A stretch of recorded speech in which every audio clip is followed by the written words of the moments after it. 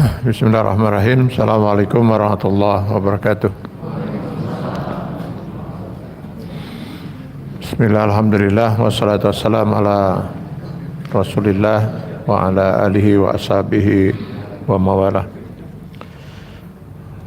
Raditu billahi rabba wa bil islami dina wa bi muhammadin nabiyyan wa rasulah.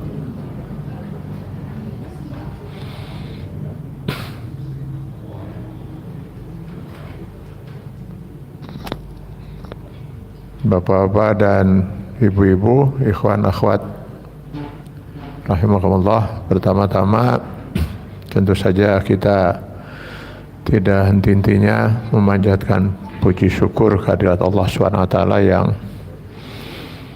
mana tidak henti-hentinya pula Allah melimpahkan rahmat, karunia, inayah, taufik dan hidayahnya pada kita sekalian. Yang kedua, mohon maaf saya terlambat. Ya, hampir sejam perjalanan, ya, macet yang agak panjang di perapatan Muhammad Toha. Lalu yang kedua, ya, keluar dari tol Kopo. Duka ya naon, si Komo lewat.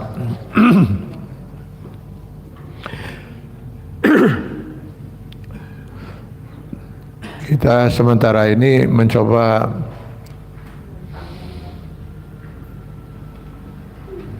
tidak melanjutkan kajian tafsir kita di Quran Surat Al-Fatihah.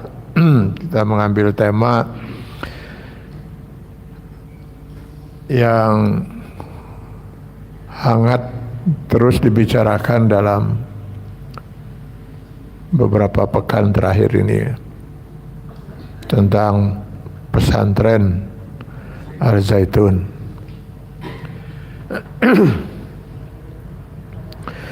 Yang membuat banyak orang menjadi bingung tentu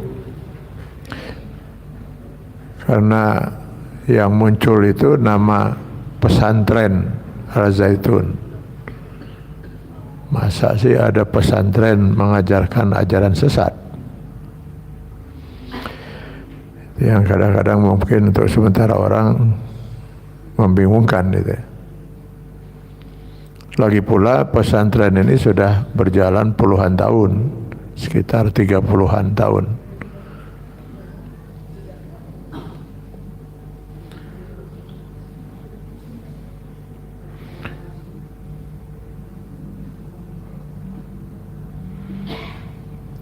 Yang banyak mungkin tidak diketahui orang dan jarang muncul, yaitu keberadaan NII KW 9 yang kemudian mereka mendirikan pesantren.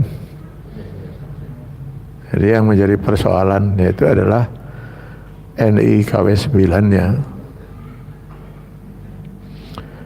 Kok ada NII sesat? Padahal dari namanya saja kan Negara Islam Indonesia.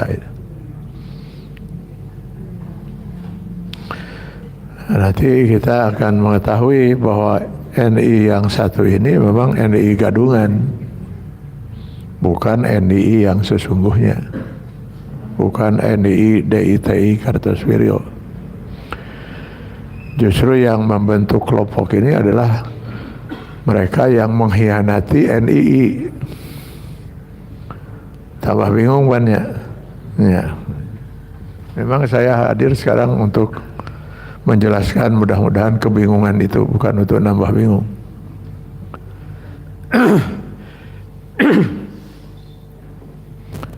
Pertama yang ingin saya tekankan adalah seperti polemik yang terjadi sekarang ini di masyarakat.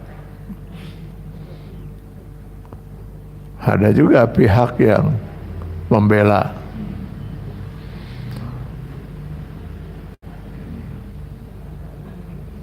Sebagian menganggap ini sesat, sebagian lagi menganggap tidak sesat.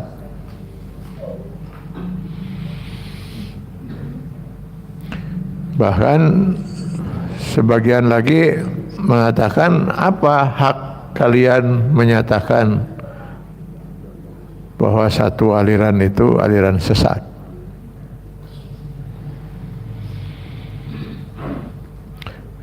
Bukan hanya dalam urusan di Gadungan ini saja, sebenarnya seringkali ketika kita menyatakan ini aliran atau ya faham ini sesat, selalu muncul pertanyaan seperti itu, apa hak kalian? Dan kita perlu melihat itu pertanyaan itu muncul dari siapa. Sangat mungkin pertanyaan itu muncul dari orang-orang sesat, Pak. Jadi orang-orang sesat itu juga sebenarnya tidak ingin disesatkan, Pak. Jadi mereka ingin sesat tapi tidak ingin disebut sesat.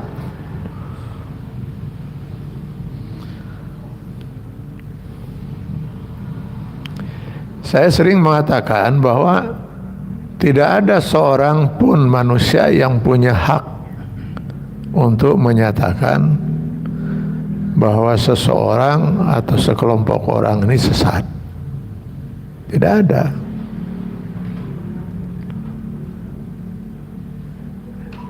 Yang berhak menyatakan sesat dan tidak sesat itu hanya Allah.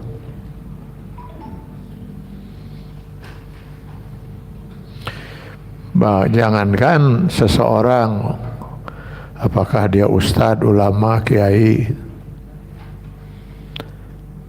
Nabi saja nggak punya hak.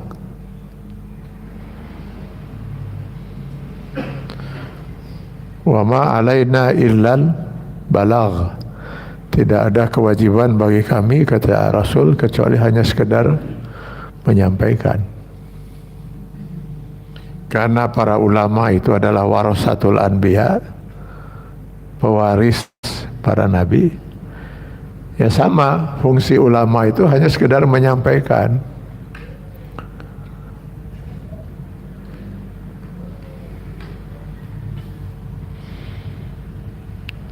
Karenanya kalau kita perhatikan nanti ketika ulama, ambillah contoh kalau di kitab majelis ulama misalnya, mengeluarkan fatwa tentang paham sesat, ajaran sesat, itu pasti didahului dengan menimbang, memperhatikan Quran surat Anu ayat sekian, Quran surat Anu ayat sekian, Quran surat Anu ayat sekian, hadis-hadis Rasulullah 1, 2, 3, bahwa paham semacam ini sesat. Cek Allah, bukan cek ulama. Jadi harus dipahami itu ya. Makanya kalau nanti ada orang mengatakan, kenapa ini sesat? Anda siapa? Harus kita tanya. Anda seorang muslim, kalau dia muslim, Anda berbicara menurut pemikiran Anda atau berdasarkan Quran dan Sunnah. Kudu puguh heula itu. Ya, kalau berbicara berdasarkan Quran dan Sunnah, ayo kita bicara. Tapi kalau berbicara menurut perasaan dan pemikiran itu, menurut perasaan saya mah, itu susah itu. Menurut pemikiran saya,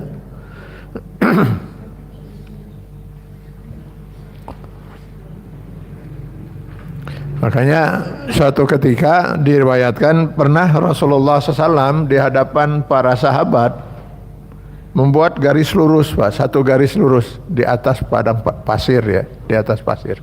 Dibuat garis lurus. Setelah itu beliau membuat lagi garis-garis banyak itu. Yang ke samping itu ya, ke kanan, ke kiri, ke atas, ke bawah itu.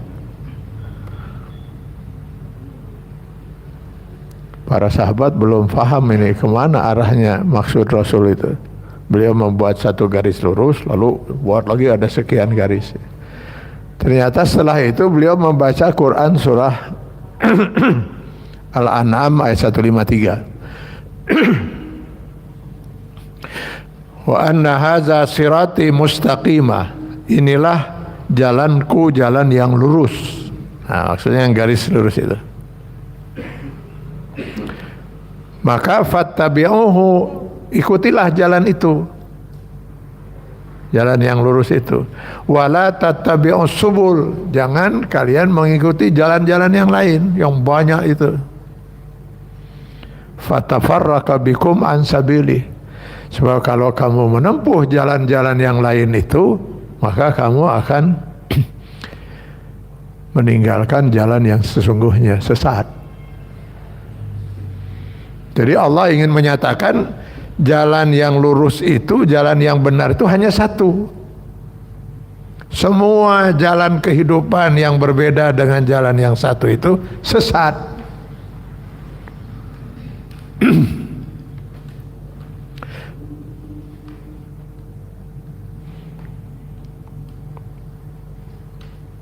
Jalan yang satu yang dimaksud garis lurus itu adalah Al-Quran dan Sunnah, di mana menjelang akhir hayatnya itu Rasulullah SAW menyatakan, taraktu fikum amraini in tamassaktum bihima lan tadillu min ba'di abada, kitabullah wa sunnata rasulih. Saya akan wariskan kepada kalian dua pedoman yang apabila kalian berpegang teguh pada kedua pedoman ini, kalian tidak akan pernah sesat selama-lamanya. Kedua pedoman itu adalah Al-Quran dan Sunnah. Mafhum mukhalafahnya, pengertian di balik ini, kalau ada seorang menempuh jalan kehidupan tidak sesuai dengan Quran dan Sunnah, sesat.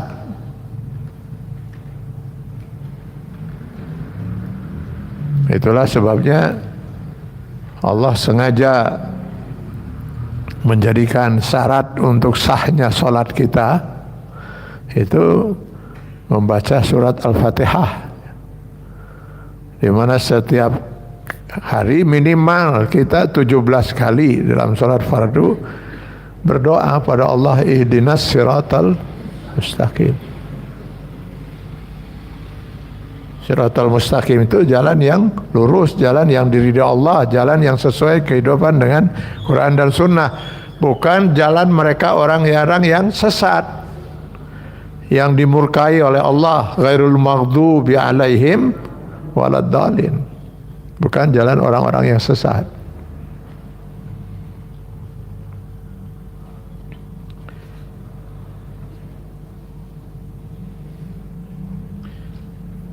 Karena itu sebenarnya bagi orang yang memahami ajaran Islam, memahami Quran dan Sunnah, ya tentu dengan mudah bisa memahami mana yang sesat, mana yang bukan itu. Nah, itu salah satu fungsi Al-Quran adalah di samping hudan linnas wa bayyinatin minal huda, fungsi yang lainnya adalah Al-Furqan. Di Al-Baqarah 185 itu. Apa Al-Furqan itu? Pemisah, pembeda. Di mana Allah di dalam Al-Quran itu akan menjelaskan, ini jalan yang benar, ini jalan yang tidak benar, ini halal, ini haram, ini mukmin, ini kafir, ini benar, ini sesat gitu.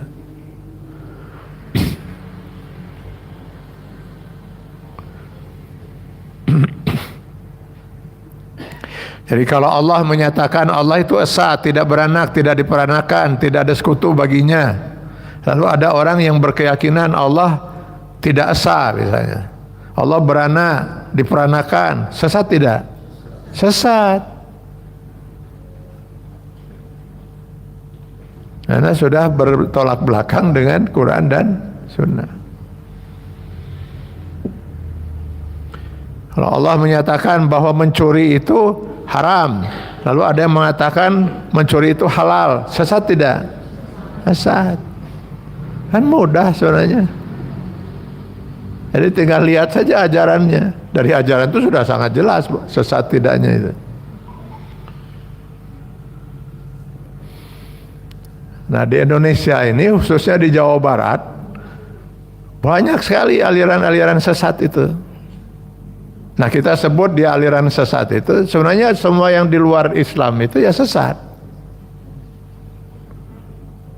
Cuman yang menjadi kepedulian kita itu mereka yang sesat tetapi membawa nama Islam. Itu di Jawa Barat itu tercatat ada lebih dari 250 aliran sesat. 90%-nya itu memakai nama Islam. Beunghar Jawa Barat urusan aliran sesat mah.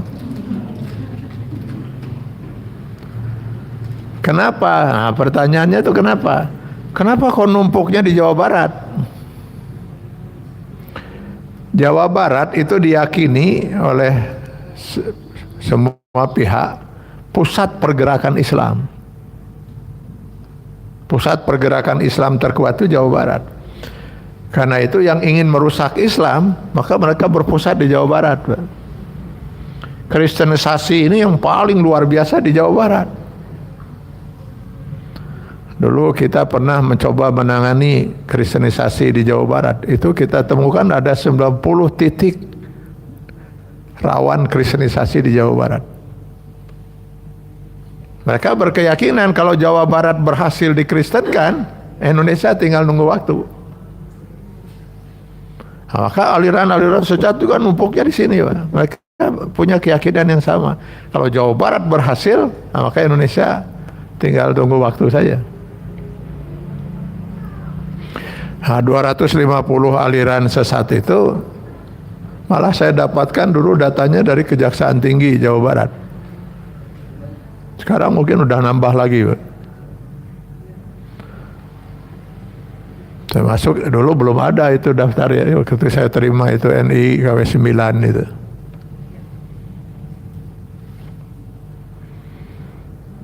Kalau MUI menyebut sekitar 280, Pak.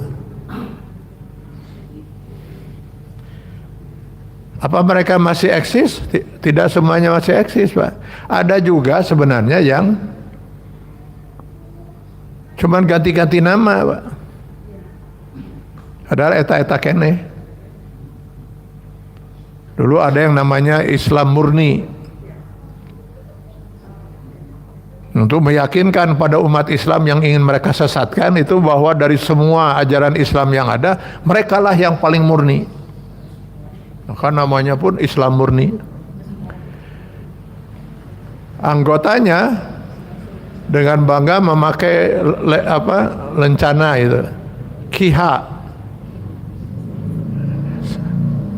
singkatan dari Quran Hadis, untuk meyakinkan merekalah orang yang paling taat pada Quran dan Hadis. Mereka namakan juga mereka Darul Hadis. Pimpinannya di Jawa Barat itu tinggalnya di Jalan Sederhana itu, daerah Cipaganti, namanya Pak Wahyu. Wahyu itu, Wahyu yang di sini mah soleh pisan.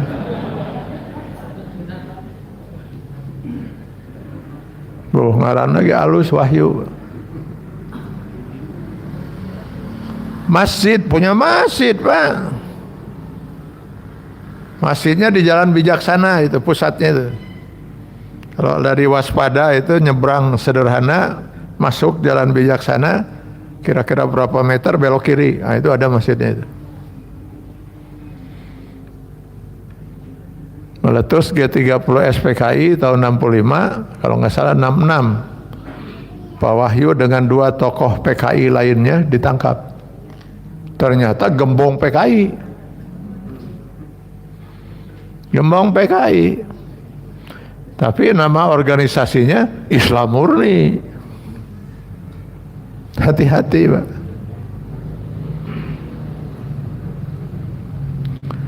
Salah satu ajaran sesat mereka itu jemaahnya tidak boleh mempelajari Islam dari kelompok lain, dari ulama lain.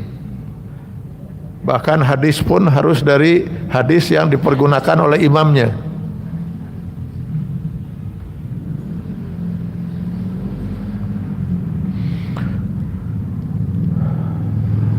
Hebatnya lagi, Pak, waktu itu jilbab belum memasyarakat. Mereka yang paling pertama wanitanya memakai jilbab. dengan celana laki-lakinya singkrang. Mereka yang paling pertama untuk meyakinkan itu.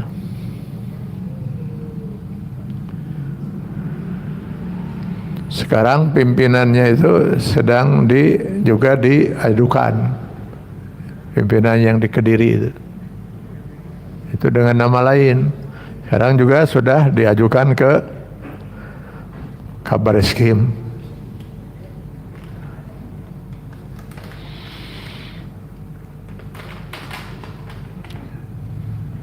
Nah, biasanya aliran-aliran sesat yang bisa bertahan itu adalah hanya aliran-aliran sesat yang diciptakan oleh sebuah kekuatan. Ya, tentu kekuatan yang ingin merusak Islam, menghancurkan Islam.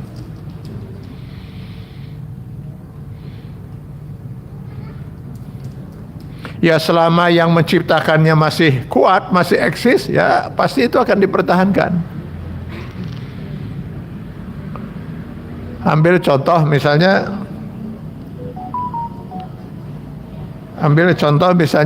aliran sesat yang tertua,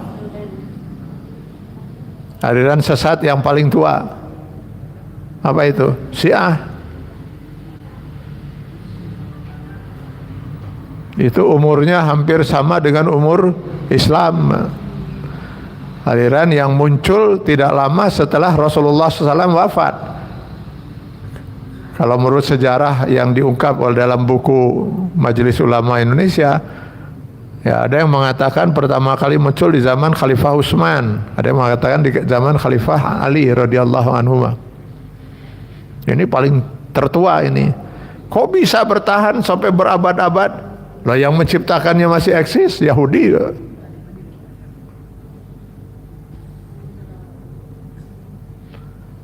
Ahmadiyah, nah, kok bisa bertahan? Lah yang menciptakannya kolonialisme Inggris, ya mereka pertahankan sampai sekarang. Termasuk Az-Zaitun. Ini ciptaan, Pak. Nantilah kita jelaskan itu. Jadi yang bisa bertahan itu yang diciptakan. Selama yang menciptakannya itu mempertahankan, ya akan bertahan. Kalau dia masih punya kekuatan. Kecuali kalau yang menciptakannya itu sudah mulai lemah. Nah, ya kondisinya seperti sekarang.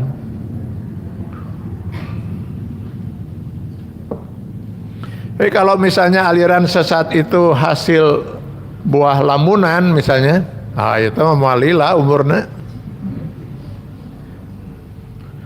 Dulu misalnya di Bandung itu ada tukang cukur. Jadi suatu hari meureun meh teh enggak ada yang bercukur pada dia, meureun ngalamun itu. Itu nepi ka iraha saya jadi tukang cukur.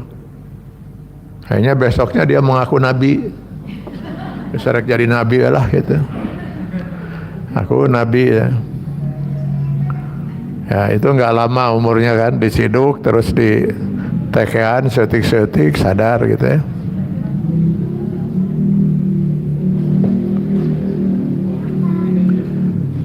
Dan yang mengaku nabi itu menurut catatan kita yang paling banyak itu di Garut, Pak. Ting naon ari orang Garut yang dihayang-hayang ting jadi nabi gitu.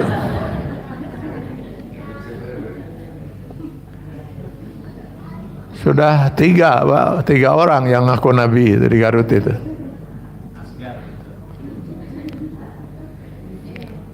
Sehingga akhirnya ada orang yang mungkin dia mau ngaku nabi deh, moal payu geus loba teuing nu ngaku. Akhirnya dia ngaku Tuhan. Garut, Pak. Garut. Kreatif pisan orang Garut. Aku Tuhan. Itu namanya Ulo. Dan sudah banyak pengikutnya itu. Biasanya dia kalau di dalam suatu pertemuan kayak begini, dia duduk di tempat yang tinggi, sila si Tuhan Ulo itu. Lalu yang hamba-hambanya bukan pengikutnya, hamba dari Tuhan. hambanya duduk di bawah itu, sila juga. Lalu mereka berzikir. Salah satu bentuk zikirnya itu adalah la ilaha illa ulo, la ilaha illa ulo. Tidak ada Tuhan kecuali ulo. Nah, si ulono kieu itu. Jadi dulu saya minta itu kepada para pemuda di FU, cik teangan tasi ulo, pergi anak-anak ke Garut. Seperti biasa kita koordinasi dengan aparat. Lalu anak-anak kemudian telepon saya, Pak, katanya menurut aparat Tuhan Ulo sedang ada di Bandung. Ya sudah, susul, saya bilang, susul sampai ketemu. Akhirnya ketemu, Pak, sedang dirawat di Riau 11. Gelo, Pak.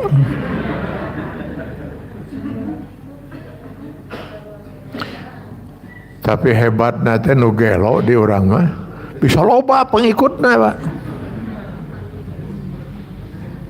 Nah, ini bahayanya ini ya, kita umat Islam itu banyak yang awam gitu, nu gelo bisa loba pengikutnya.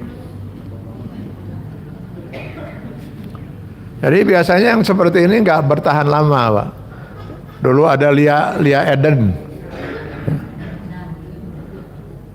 Nah, satu kali dia ketemu dengan teing jurik di mana gitu. Lalu jurik itu dianggap malaikat Jibril. Lalu dia udahlah paham ajaran itu para ruguh itu dari barotakan semua kan itu. Kan nggak lama juga yang begitu.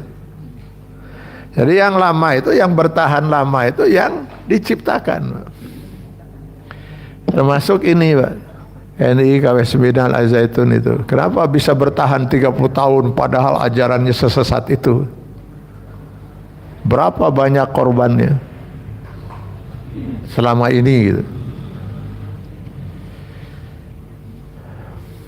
Jadi cerita Al-Zaitun ini cerita lama, Pak. Dulu kami di Forum Ulama Umat Indonesia yang kebetulan saya pimpin sampai sekarang. Kitalah mungkin termasuk yang pertama membongkar kesesatan NI KW 9 Al-Zaitun ini. Berawal dari kita kedatangan para korban. Satu demi satu itu datang mengadu sebagai korban NII KW 9. Jadi NI itu singkatan Negara Islam Indonesia, Komandemen Wilayah 9. KW-nya itu Komandemen Wilayah. Jadi jangan dibayangkan hanya sebuah pesantren Al-Zaitun di Indramayu. Ini sebuah negara, Pak. Nah, sebuah negara berarti mereka punya pemerintahan dan wilayah dan rakyat. Lah yang mengadu kepada kita pertama itu kebanyakan adalah dari rakyatnya. Rakyatnya yang ada di daerah terutama Jawa Barat, Banten dan Jakarta. Dan rakyatnya itu ya terdiri dari ada karyawan, buruh, mahasiswa. Makin hari makin banyak yang mengadu. Akhirnya kami di Forum Ulama Umat Indonesia membentuk tim investigasi. Kita beri nama TIAS, Tim Investigasi Aliran Sesat. Maka bekerjalah berbulan-bulan kita menampung pengaduan-pengaduan dari para korban dan mencari bukti-bukti. Setelah berbulan-bulan kayaknya kita mengeluarkan fatwa.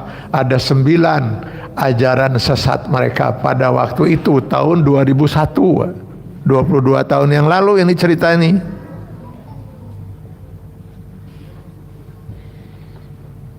Ada 9 ajaran sesat mereka itu. Yang pertama, mereka mengajarkan, NI KW 9 ini mengajarkan setiap orang di luar kelompok mereka kafir. Ya termasuk orang tua.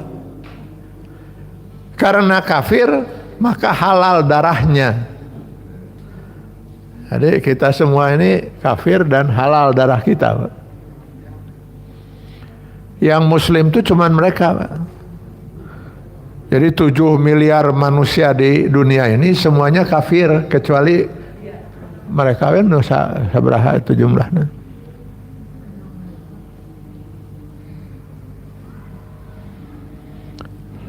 Yang ini ajaran pertama yang kita jelas sesat kan itu. Hadis Rasul mengatakan, jika seorang menuduh orang lain itu kafir dan tidak terbukti kekafirannya, maka kekafiran kembali kepada yang melemparkan tuduhan. Jadi kalau mereka menuduh kita kafir dan kita tidak terbukti kekafiran, maka mereka yang kafir, kata Rasul kan begitu.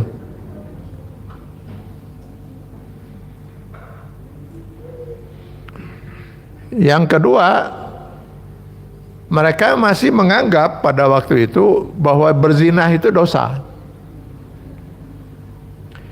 Hanya dosa zina itu bisa ditebus dengan membayar uang, denda.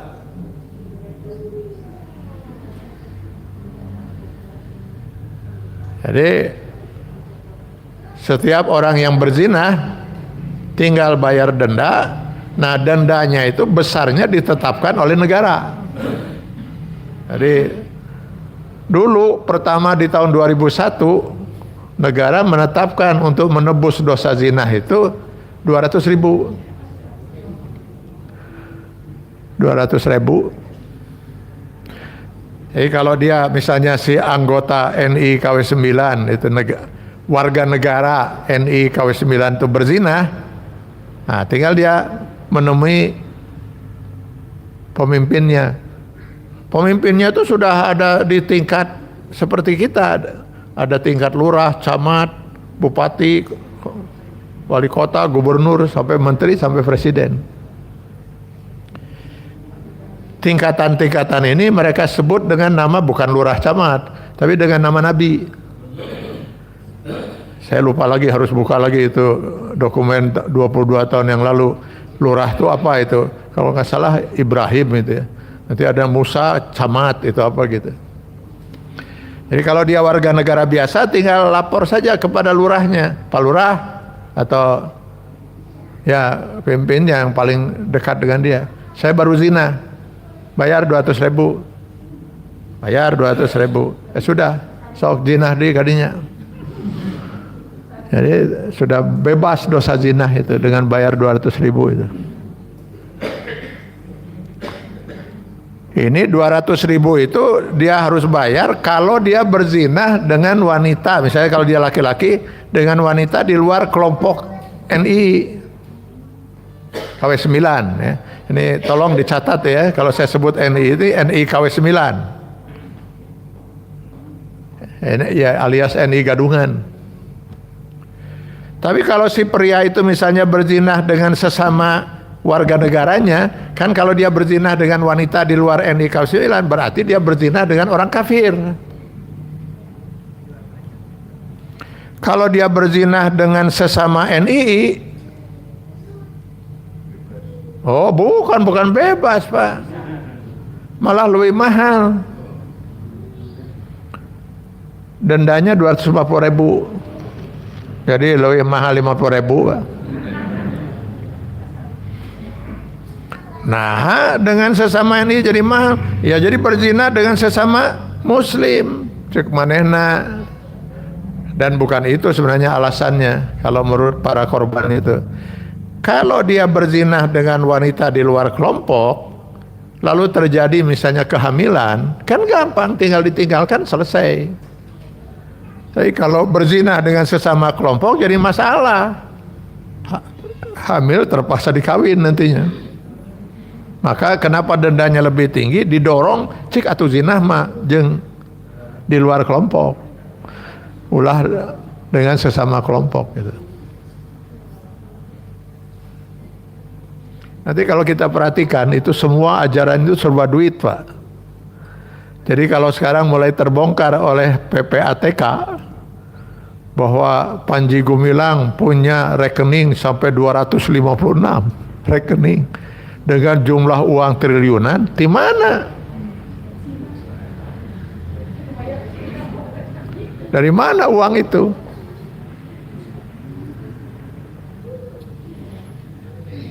Nanti akan terjawab, Pak.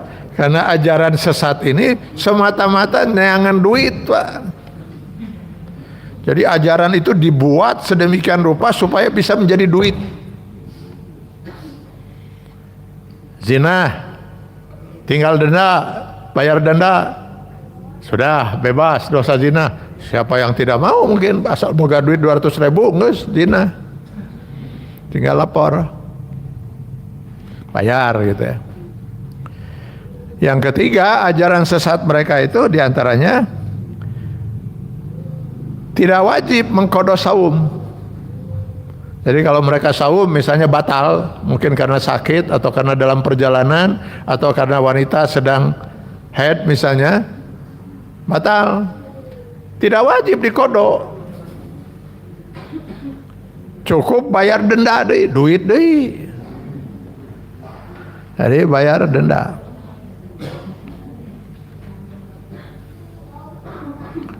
Nah, orang sering bertanya-tanya, loh, itu pesantren semegah itu luas tanah puluhan bahkan ratusan hektar, di mana duitnya? Sekarang terbongkar lagi, rekeningnya triliunan lagi. Nah, di ajaran sesat mereka ini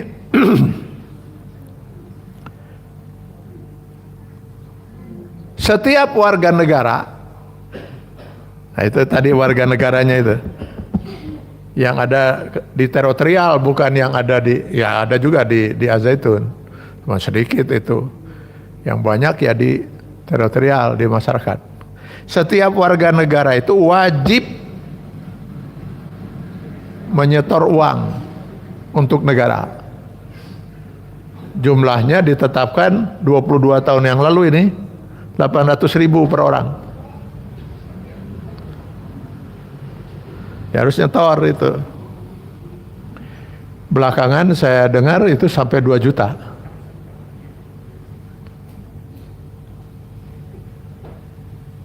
800.000 di mana?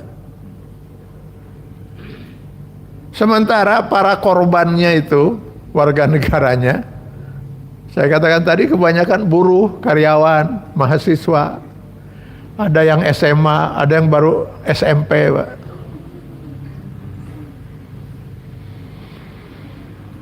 Kalau buruh, karyawan itu yang paling banyak dalam catatan kita pada waktu itu KHTek, Pak.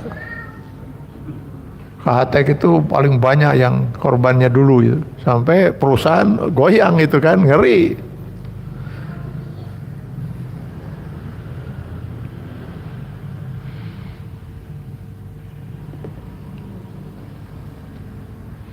Nah, dari mana mereka punya uang harus setor per bulan 800.000 bahkan sampai 2 juta? Salah satu lagi ajaran sesat mereka itu, karena orang di luar kelompok mereka itu kafir, bukan hanya halal darahnya, tapi halal juga hartanya. Maka setiap warga negara mereka berhak untuk mengambil harta orang di luar kelompoknya dengan segala macam cara.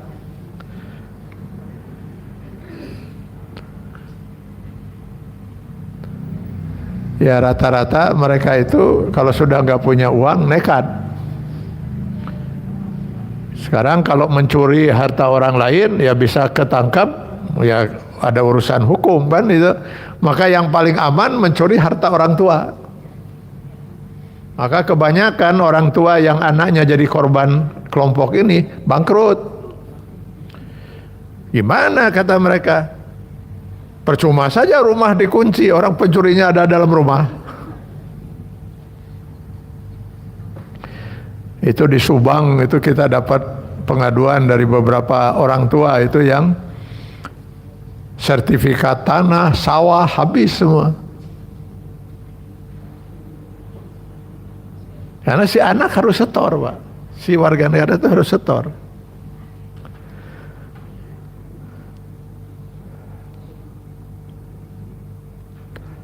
Di Leuwi Panjang, itu di Bandung dulu, wah banyak kelompok-kelompoknya itu. Mereka kos-kosan, Pak. Karena pisah dengan orang tuanya. Sebab susah katanya hidup dengan orang tua yang masih kafir. Lagi pula duitnya sudah habis. Mereka kos-kosan itu. Waktu kita bongkar ini sempat kita gerebek di Leuwi Panjang. Itu di ruangan ya paling 4x6, 9 orang di situ. 7 pemuda, 2 pemudi tidur bersama-sama. Negara Islam Indonesia nukia. Yang satu orang tidur di atas lantai, Pak, mereka itu. Yang satu orang langsung kita bawa ke rumah sakit. Fisiknya sudah repot sekali. Kenapa mereka hidup sampai seperti itu, Pak? Harus setor. Mereka gak punya uang, lalu makan bagaimana? Kadang-kadang mereka makan, kata pengakuan mereka, nasi dengan daun baluntas, Pak. Daun baluntas tahu? Yang biasa dimakan oleh kambing gitu. Mereka makan, Pak. Wadah mereka pada kurus segala macam. Loh, kenapa mereka bisa sampai begitu? Sebab kalau tidak setor, itu sampai diludahi muka mereka oleh pimpinan itu. Kalau enggak disiksa. Kok bisa mereka, kenapa tidak keluar? Berani keluar, berani ngomong. Ancamannya mati. Jadi cara mereka merekrut ini ya, hati-hati ini ya. Cara mereka merekrut itu rata-rata dibawa ke Jakarta, Pak. Kalau dari Bandung itu. Jadi ada pengalaman itu seorang perempuan baru lulus SMA. Namanya Gina. Saya masih ingat itu walaupun sudah 22 tahun. Lagi ngaji di Pusdai, Pak. Nah, datang mereka. Lagi apa di sini? Belajar Islam. Untuk apa? Ya, untuk diamalkan. Mau bagaimana mungkin kamu mengamalkan Islam di negeri kafir? Oh, gitu gaya nama. Jadi harus gimana? Ikut kami. Ikut kemana? Ke Jakarta. Loh, kan saya belum minta izin orang tua. Oh, nanti gampang, itu urusan orang tua kita akan tangani. Ayo ikut saja. Nah, selama Bandung Jakarta dia nggak dikasih makan, paling dikasih minum. Sholat dilarang. Udah gak usah dulu sholat, nanti kamu akan tahu. Di bawah itu. Sholat gak boleh, wudhu enggak, makan gak dikasih. Begitu sampai di Jakarta, itu tempat pembaiatannya itu ada 3 di Jakarta. 2 di Pondok Gede, 1 lagi di Lubang Buaya. Nah, begitu mereka masuk ke daerah Pondok Gede, nah, si calon korban ini ditutup matanya. Baru dibuka setelah mereka berada di satu rumah. Dan hebatnya lagi, di rumah itu gak ada tanda-tanda apa-apa, kosong dinding itu sudah disiapkan, Pak. Sehingga dia nggak tahu, tahunya bahwa itu daerah Pondok Gede, tapi jalan apa, di mana, rumah nomor berapa nggak pernah tahu. Jadi dalam keadaan lapar, tidak boleh mandi, tidak boleh kontak pada orang tua, tidak boleh sholat. Rusak kan, bukan hanya fisik, mentalnya. Nah, saat sedang mentalnya sedang hancur seperti itulah doktrin masuk gitu. Baiat. Jadi baiatnya itu bukan asyhadu alla ilaha illallah. Baiatnya itu dia berpindah dari NKRI kepada NII. Nah, sekarang kamu tahu kan siapa posisi kamu? Kamu adalah anggota warga negara NII.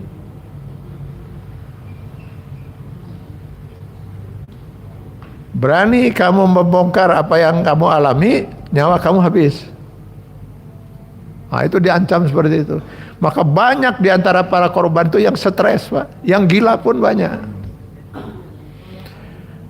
Orang tuanya ya tidak sedikit yang stres, Pak. Jadi begitu cara doktrin mereka. Banyak para korban itu yang dulu bergabung dengan kita di FU, Pak. Lalu saya katakan, coba tolong bina para pemuda kita itu sampai berpegang pada kekuatan seperti itu, tapi tidak kebenaran gitu. Tidak bisa, Pak. Rupanya harus sesat tuh gitu tanya beren. Hese gitu.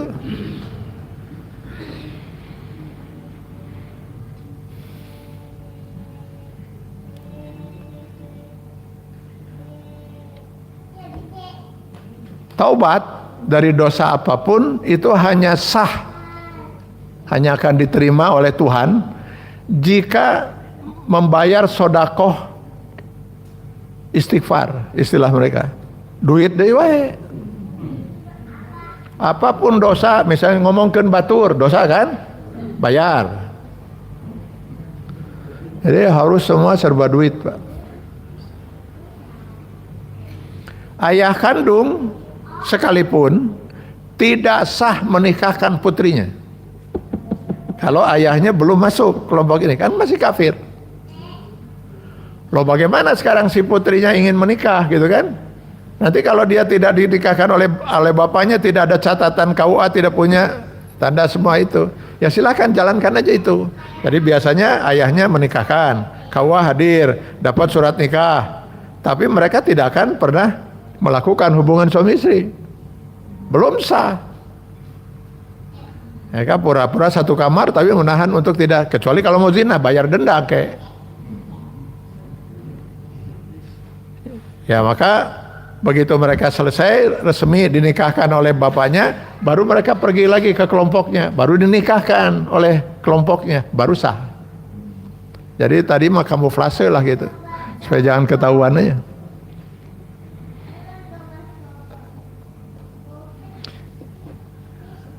Yang ketujuh, haji itu dulu ini 9 ajaran sesat mereka yang kita temukan 2001. Sekarang ternyata nambah dulu sesatnya, Pak. Nah itu dulu hanya 9. Haji itu tidak wajib kecuali bagi mas'ul. Yang dimaksud mas'ul ini pejabat. Dari setingkat menteri, gubernur, nah itu baru wajib haji. Itu dulu. Sekarang malah sama sekali tidak wajib haji itu. Kalau menurut pengakuan yang para korban yang sekarang ini ya.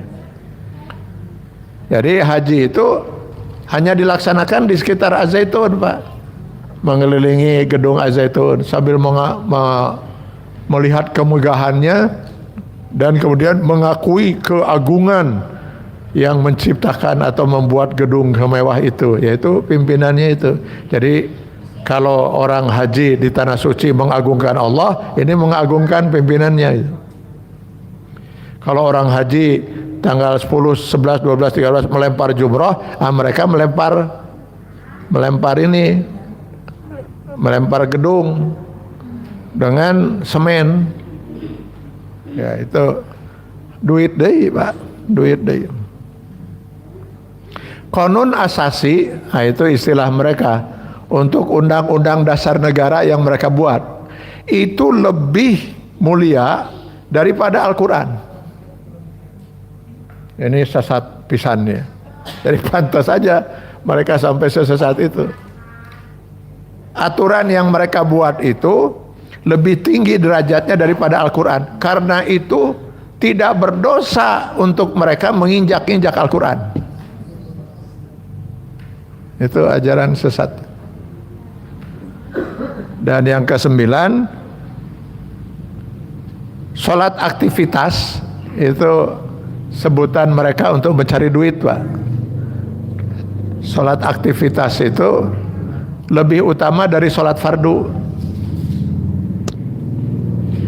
Jadi kalau mereka mencari uang karena harus menyetor ke negara itu, sampai akhirnya tidak bisa sholat, sibuk mencari uang, nggak apa-apa, tidak sholat.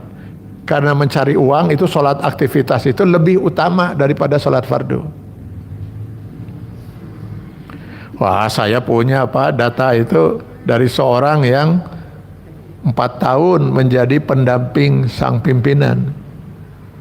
Itu pernah kita rekam, Pak. Nggak ada istilah sholat, Pak. Kecuali lamun ada tamu ke Zaitun, kebetulan waktu sholat dan tamunya mau sholat, nah baru ikut sholat.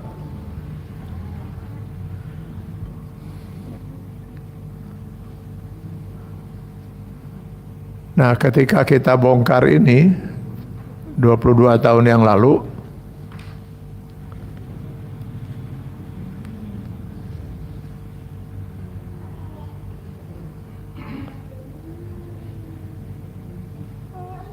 dulu ada acara Metro Realitas itu ya, di Metro TV. Pernah ditampilkan wajah saya yang saya juga nggak suka ngelihatnya, Pak. Wajah saya yang sedang menangis gitu. Memang waktu kita ngebongkar ini dulu 22 tahun yang lalu, ya Allah, batin ini luar biasa, Pak. Saya berhadapan langsung dengan korban dan orang tua korban, Pak.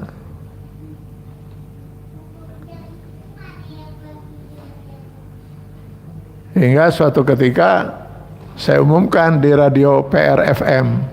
Waktu itu saya mengisi di radio tersebut. Kepada para orang tua yang anaknya menjadi korban kelompok ini, saya tunggu hari Ahad jam 10 di Masjid Al-Fajar. Wah, itu di Masjid Al-Fajar itu jadi lautan tangisan para orang tua.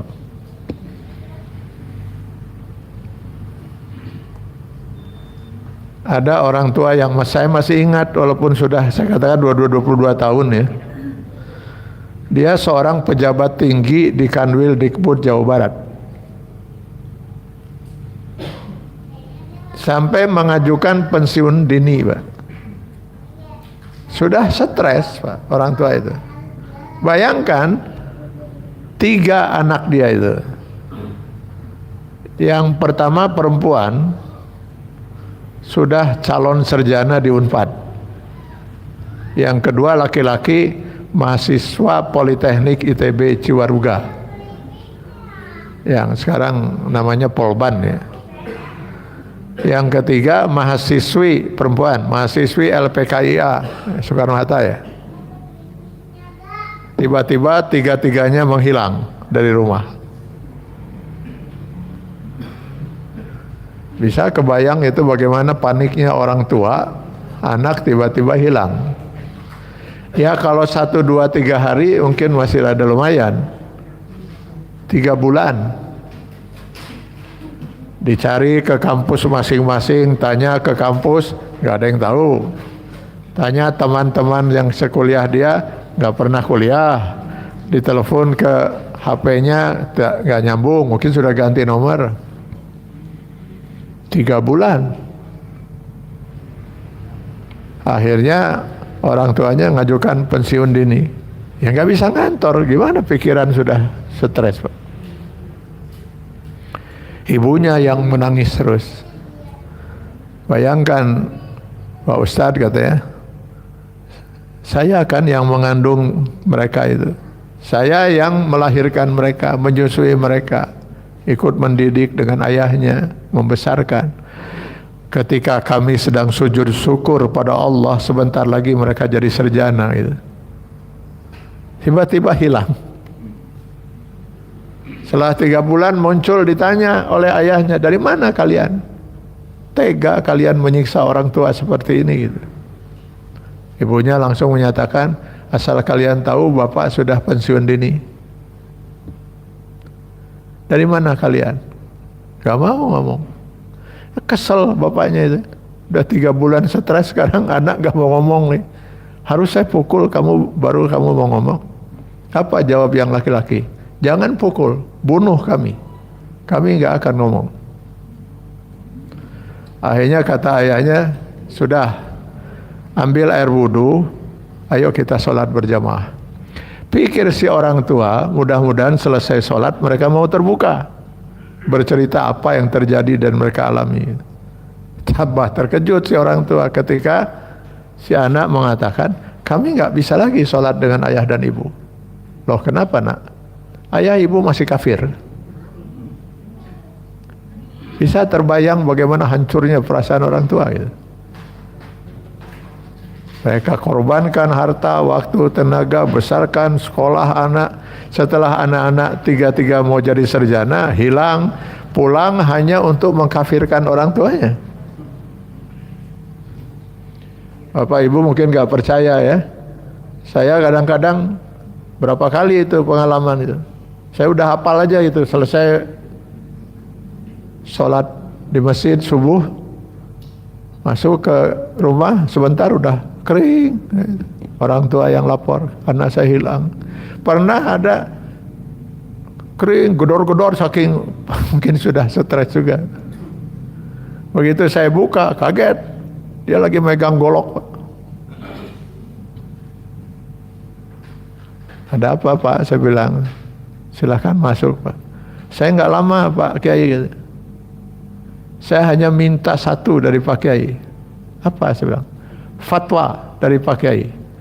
Apakah pemimpinnya itu sudah halal nggak darahnya? Kalau kapal katakan halal, hari ini pun saya bunuh. Sudah Pak ada panik, Pak, stres, Pak. Tenang, Pak, saya bilang tenang, silahkan masuk, duduk dulu. Tenang gimana, Pak Kiai? 2 anak gadis saya hilang sudah 4 bulan. Itu yang kita alami, Pak. Tapi mau teriak kemana? Waktu itu kita teriak-teriak, keluarkan fatwa, bicara di sini, bicara sana. Seperti teriak di padang pasir aja.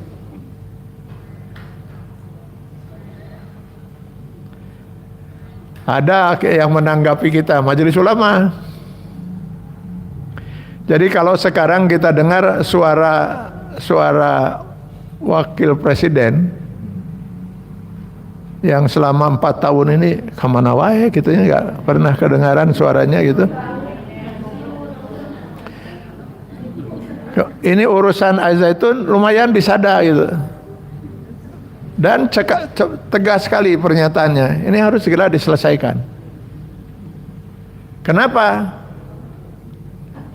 Karena waktu tahun 2001-2002 MUI melakukan juga investigasi, Pak, dengan meminta kehadiran kita dan menghadirkan korban-korban yang kita miliki berikut bukti-bukti yang kita miliki. Saya berhubungan terus waktu itu dengan MUI Pusat. Ketua tim investigasi MUI Pusat pada waktu itu adalah ketua komisi fatwanya, yaitu Pak Ma'ruf Amin. Jadi beliau hafal betul ini tentang kesesatan ini. 9 bulan mereka bekerja itu, melakukan investigasi itu. Dan sudah keluar pernyataannya. Cuman tidak diumumkan. Yang berhak mengumumkan itu harus pengurus harian. Pengurus hariannya tidak mau mengeluarkan sampai Ma'ruf Amin itu mencak-mencak. Ada pernyataan kerasnya di majalah Sabili kalau gitu. Untuk apa kita kerja 9 bulan kalau kemudian tidak dikeluarkan? Luar biasa tekanan itu, Pak.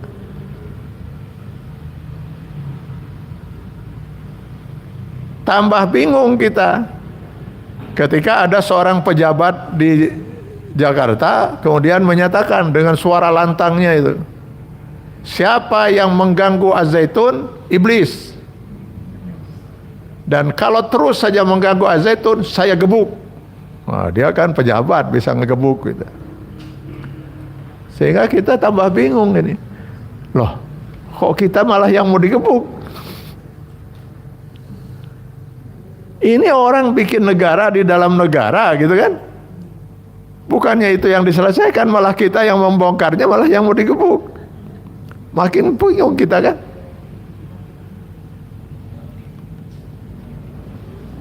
Barulah terbuka semua itu, Pak.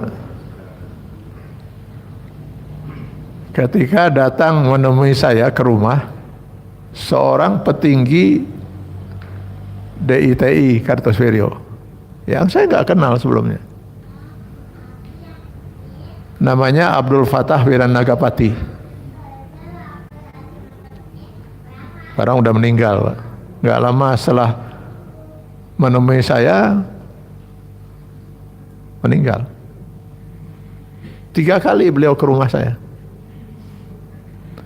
Dia panglima tinggi kuasa usaha, panglima tertinggi DITI Kartosuwiryo. Waktu datang ke rumah menemui saya pertama, kedua, belum ada pembicaraan yang mengarah. Rupanya dia masih menjajaki mungkin saya ini siapa gitu.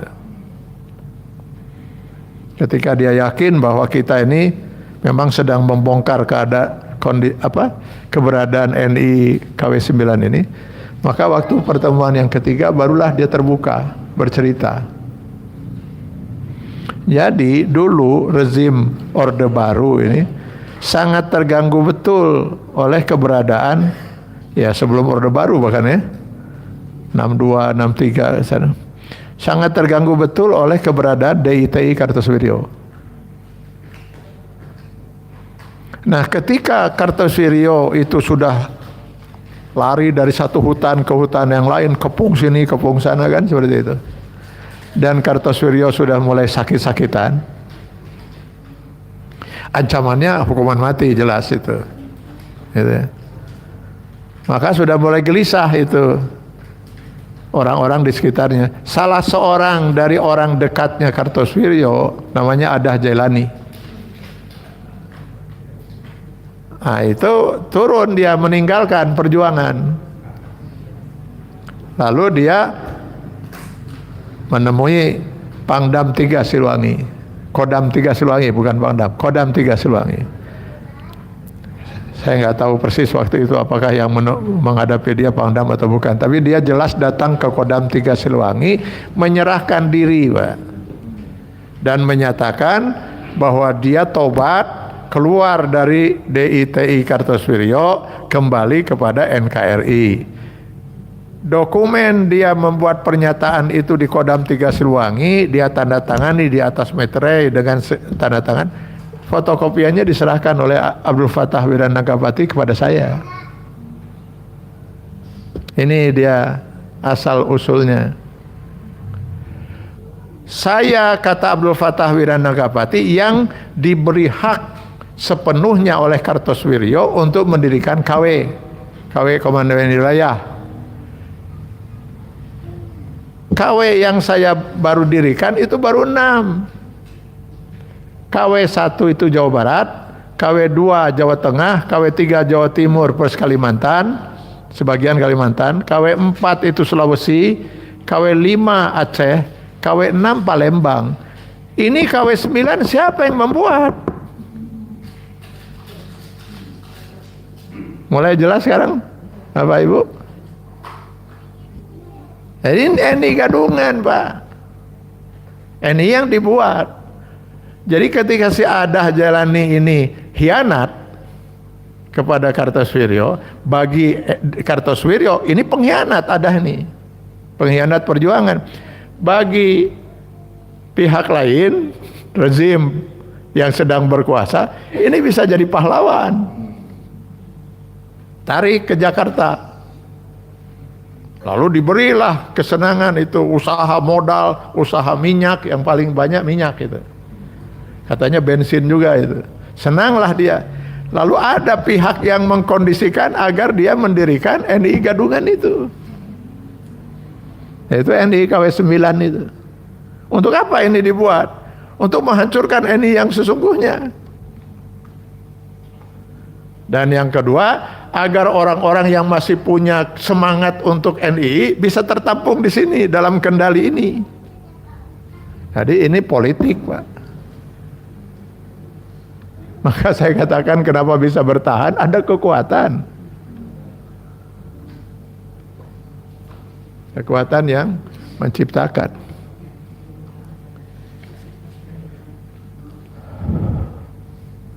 Waktu dipimpin oleh Adah, NI KW9 ini aman-aman, Pak. Aman dalam pengertian ajarannya bukan ajaran sesat. Siapa Panji Gumilang? Panji Gumilang itu orang buronan, Pak. Dia sedang buron lari ke Malaysia. Bukan orang NI. Tanya orang NI, ada yang kenal Panji Gumilang? Bukan orang NI. Dia pengikut ajaran sesat Isa Bugis. Ketika dia buron ke Malaysia bergabung dengan Darul Arkom. ini kalau mau lihat, tapi apa mungkin atau tidak ya, majalah Tempo tahun 2002 itu lengkap itu semua cerita ini. Kenapa dia lari ke Malaysia, bawa uang berapa ya, yang dia bawa lari ke Malaysia, siapa yang menyusul dia ke Malaysia dan membawanya pulang lagi ke Indonesia. Dengan jaminan aman dia dari segi hukum, kemudian dibaiat oleh Adah menjadi orang NII untuk memimpin NII KW 9. Mulailah ajaran yang ngawurnya itu muncul.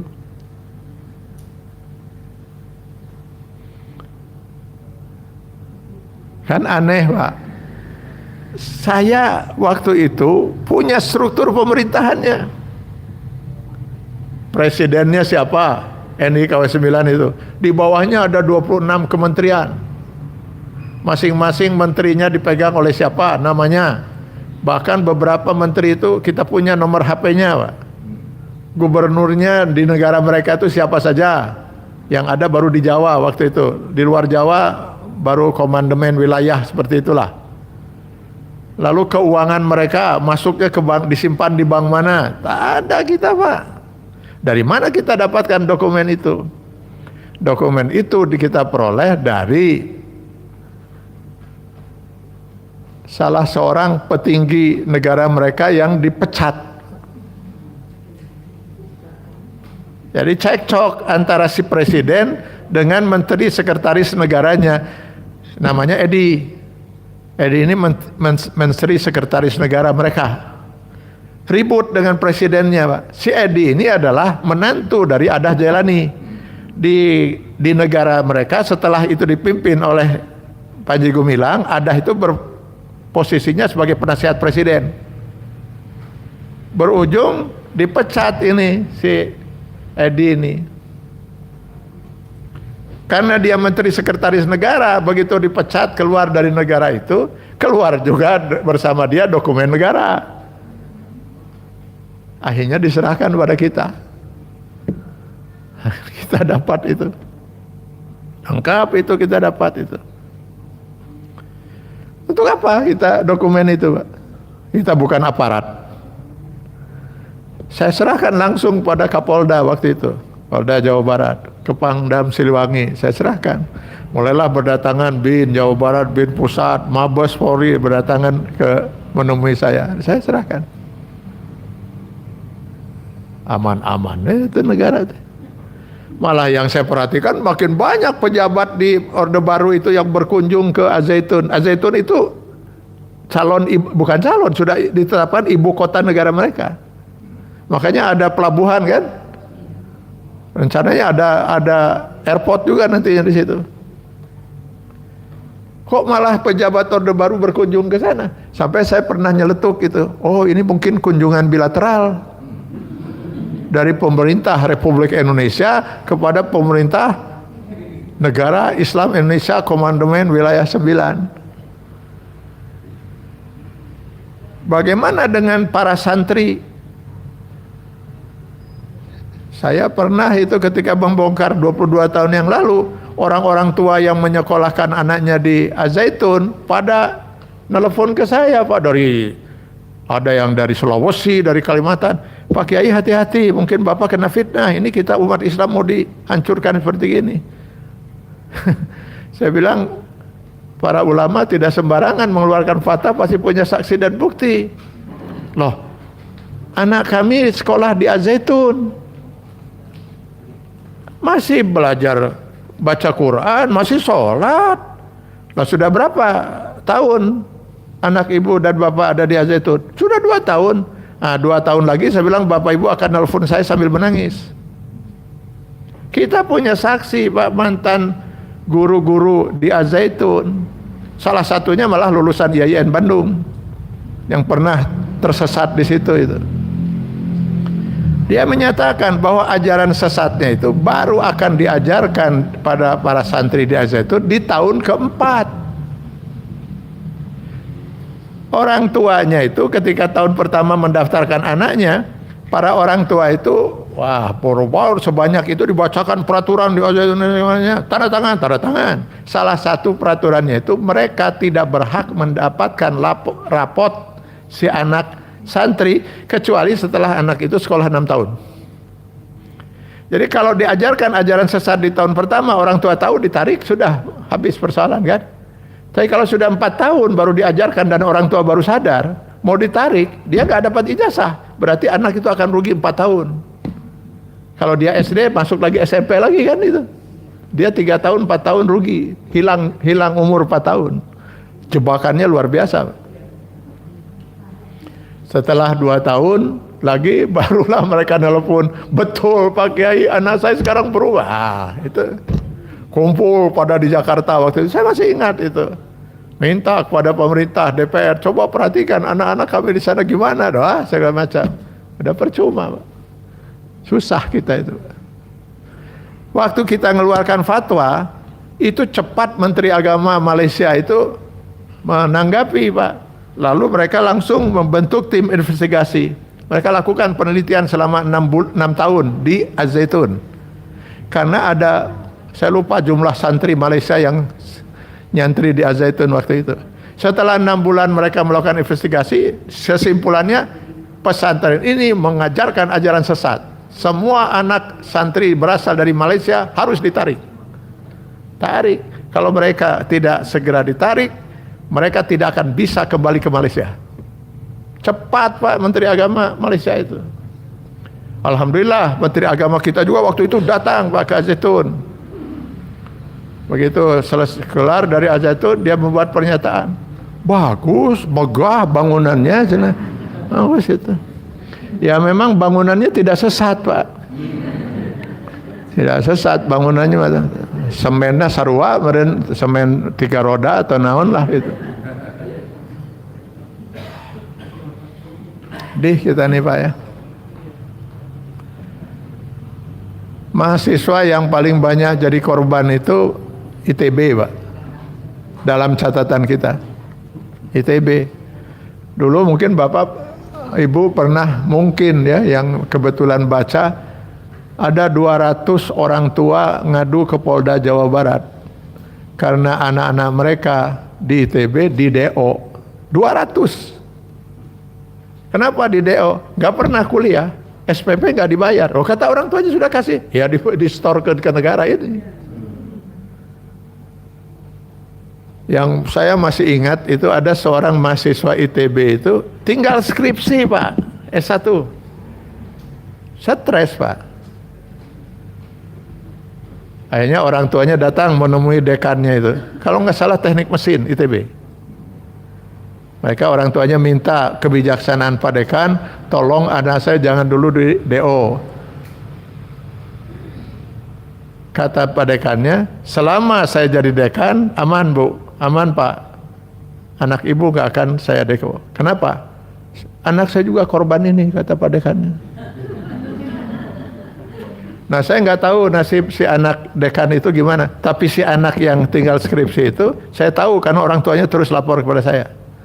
Akhirnya di DO, ya udah bertahun-tahun, stres saja. Akhirnya oleh orang tuanya dibelikan kios kecil di Kosambi, jualan beras Pak. Itu calon sarjana ITB Pak. Hancur dulu orang tua, banyak yang stres, anak banyak yang. Di Muhammad Toha ada anak SMP kelas 2 Pak. Nggak lanjut lagi sekolah itu. Setiap melihat ibunya, dia sujud. Dia cium kaki ibunya. Ibu maafkan saya pernah mengkafirkan ibu.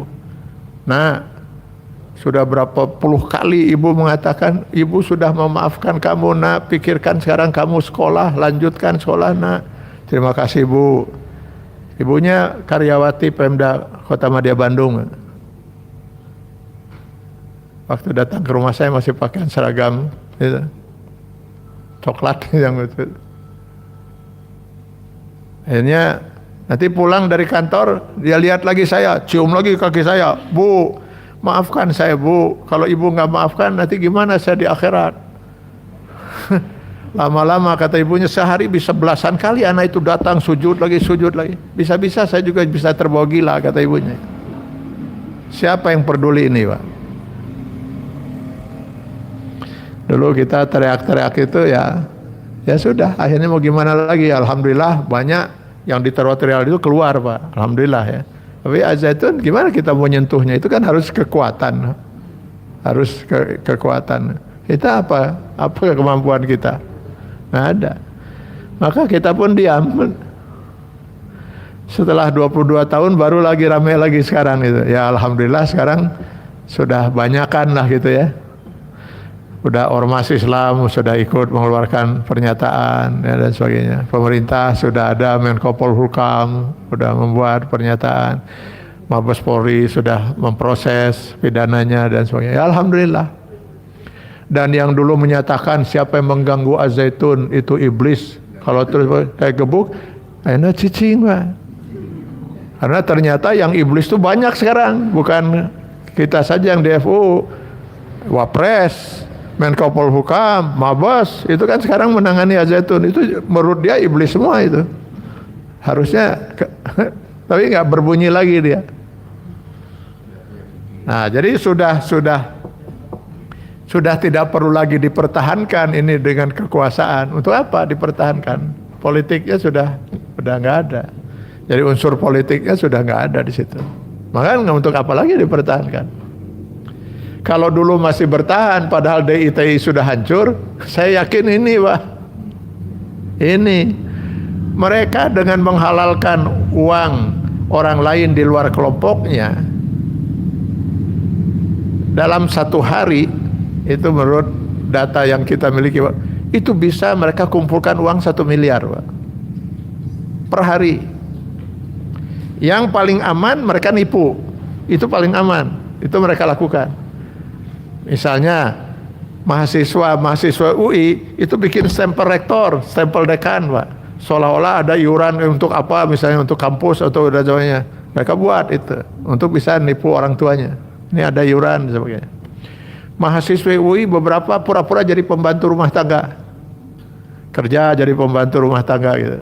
3-4 hari ada peluang, telepon orang tua, teman-temannya datang pakai mobil, bawa barang-barang kabur, seperti itu. Memang sudah. Jadi kalau pertanyaan dari mana uang, ya dari semua hasil itu.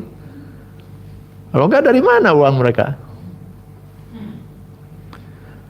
Ya, jadi ada anak perempuan, anak gadis itu yang korban bukan NIKW 9, dari NIKW 7 malah. Itu di rumah saya ada mungkin 2 jam. Lebih hampir 1 jam nangis sih. Coba bayangkan katanya, Ustadz, selama 4 tahun saya berada dalam kelompok itu, di benak saya tiap hari itu bagaimana cara bisa mencuri yang aman. Halal dia kan, tapi kalau ketangkap ya berurusan dengan polisi. Jadi setiap hari di benak saya itu nyari mana peluang untuk mencuri itu. Halal tapi ya mereka harus bisa aman dari hukum. Terlalu kepentingan politik ini terlalu banyak korbannya Pak. Bayangkan dalam 25 tahun itu berapa ratus ribu yang jadi korban ini. Belum santri-santri yang di Az-Zaitun itu selama ini berapa sudah melahirkan santri. Ini saja saya kira Bapak Ibu yang bisa saya sampaikan ya. Masalahnya kalau menurut saya ini juga akibat Pak. Kalau ini penting saya kira kita garis bawahi ya. Para korban ini Pak, para korban ini yang dulu sempat kita tahu, kebanyakan itu orang-orang yang sudah punya semangat ingin mengislamkan dirinya. Makanya korban itu banyaknya diambil, direkrut dari masjid-masjid Pak, dari Pusdai, Masjid Salman, banyak dari masjid-masjid Unpad. Jadi bukan orang sembarangan, diambilnya dari masjid-masjid. Dan itulah kelemahan kita selama ini. Dakwah kita ini tidak mengikuti dakwah Rasul sebagaimana dibimbing oleh Allah. 23 tahun dakwah Rasul itu, 13 tahun pertama kan hanya mengimankan manusia. Akidah yang ditanam itu. Mana ada perintah ibadah selama 13 tahun itu? Gak ada, Pak. Kecuali sholat. Itu pun 1,5 tahun sebelum Rasulullah hijrah ke Madinah.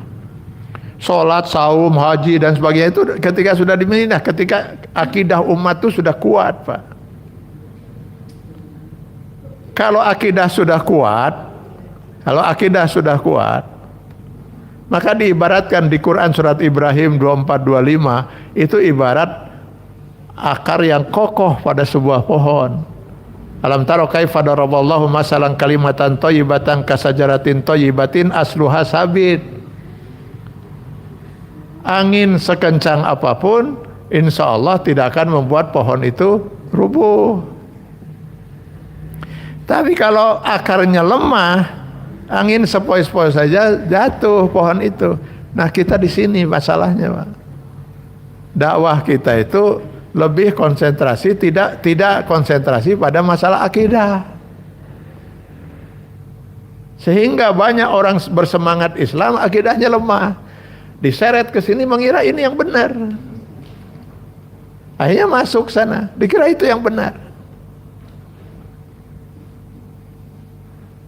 Jadi mudah sekali terombang-ambing, Pak. Masa ajaran sesat itu? Dan nggak sesat menurut mereka, Pak. Dikira itu yang benar, ajaran Islam yang benar tuh kita. Nah gitu. Ini karena akidah kita sangat lemah, Pak. Gitu. Kenapa? Ya karena kalau sudah berbicara akidah, berbicara hitam putih. Antara ya atau tidak, benar atau salah, benar atau sesat. Itu nggak ada, akidah itu abu-abu. Kalau tidak mukmin kafir. Nggak ada istilah dalam akidah rada mukmin, rada kafir. Nah biasanya dakwah yang seperti ini kurang disukai, Pak. Sementara masyarakat sekarang yang menentukan dakwah. Seorang dai itu bisa berdakwah kalau diundang oleh masyarakat, kan itu. Nah yang disenangi oleh masyarakat dakwah-dakwah yang sejuk istilahnya itu. Cik cenah eta mah ustaz cenah lamun geus dakwah sejuk kana hate teh. Sehingga saya yang ahli maksiat seperti ini tenang lamun ngadenge dakwah ustaz eta mah. Toh lamun eta ustaz nu hiji deui ya Allah. Eta mah karek 5 menit dina mimbar geus nyarita mukmin, kafir, neraka, wah segala macam. Da karek saya mah ngadenge dakwah manehna sakali 3 peuting teu bisa sare. Geus tong diondang deui ta ustaz teh. Radikal eta mah ustaz teh. Usul KDKM coret itu. Nah itu persoalannya. Akhirnya jadi beginilah nasib kita umat Islam tuh. Ongkoh mayoritas tapi nggak ada warna Islamnya itu, mana itu warna Islamnya itu. Malah ikut ke sini, apalagi nanti dalam politik. Wah udah begitu para rugu Bahkan partai yang berlambang Ka'bah nah, ini begitu kan. Ya sudah jelas itu. Aduh, tau make lambang Ka'bah atunya mah ada kikituan mah. Udah nggak jelas, Pak. Udah nggak jelas. Islam itu hanya jualan aja ini. Hanya jualan untuk mencari identitas.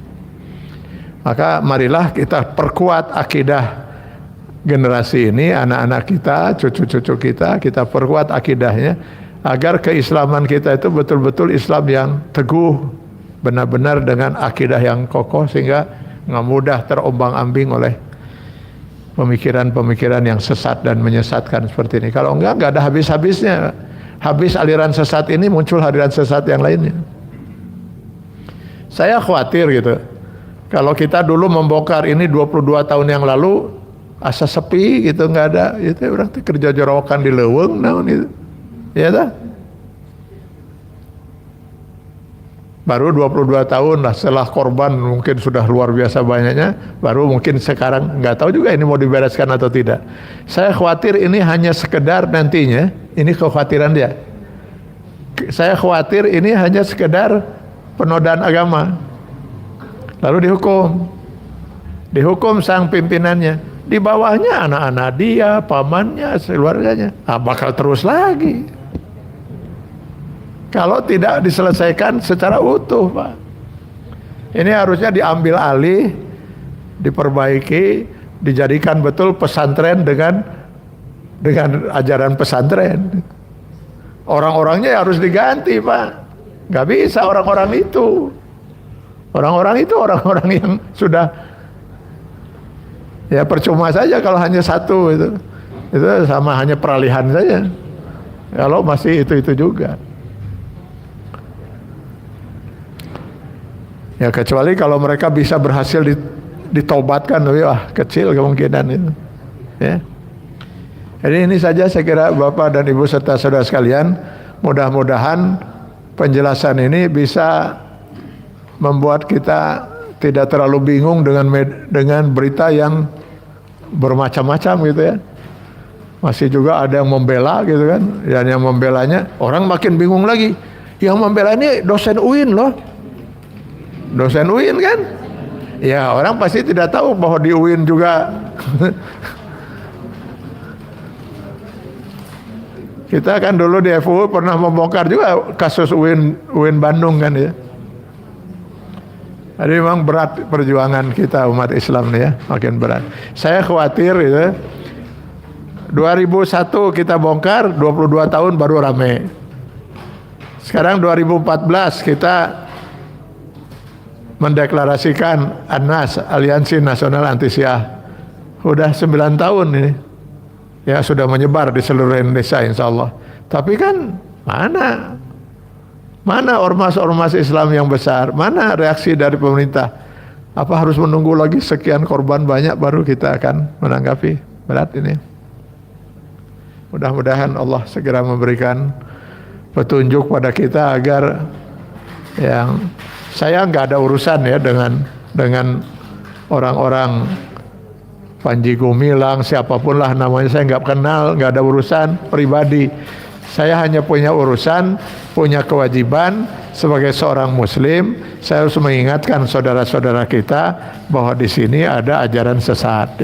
Itu saja sebenarnya. Saya nggak ada urusan. Orang mau sesat itu kan hak dia. Kalau ada orang mau sesat itu adalah hak dia, tapi jangan sampai dia menyesatkan itu. Kalau ada juga orang yang mau sesat juga dengan mereka, ya itu juga hak dia kan itu. Tapi saya khawatir mereka itu sesat, tidak ngerti kalau itu sesat. Maka kita perlu memberitahu, oh ini adalah ajaran sesat. Saya ingin sesat, ya pek wae. Saya ingin masuk neraka, nanti kamu masuk neraka. Puguh saya tadi sayang pisan masuk neraka. Emang enggak tuh hari itu mah. Ya. Itu hak masing-masing lah itu ya. Semoga Allah memberkahi dan meridai kita sekalian. Terima kasih. Aku qouli hadza, astaghfirullah li wa lakum. Assalamualaikum warahmatullahi wabarakatuh. Kalau mungkin ada satu pertanyaan, mangga.